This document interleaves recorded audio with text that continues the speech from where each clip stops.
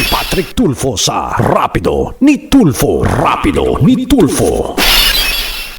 Attorney, may nagtatanong sa akin na isang kababayan natin na TPE naman po siya. Nagtatanong po siya kung pwede raw bang kunin sa inyo yung kahon niya.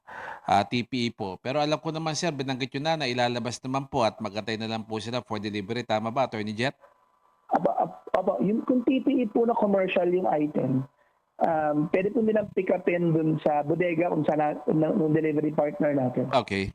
Kasi magiging priority po ng delivery kasi yung OFW boxes lang muna eh. Apo. So ang usapan po namin, kung yung mga commercial boxes na mga maliit na negosyante natin is kasama rin sa na-deliver, i-release na rin po on the premise na kung gusto nilang mauna or hindi na hintayin yung delivery, pick upin na lang po dun sa bodega kung nasaan sila. Ayun. All right, maybe attorney, you could give us kung saan babaksak, no? You could give us the details po, attorney.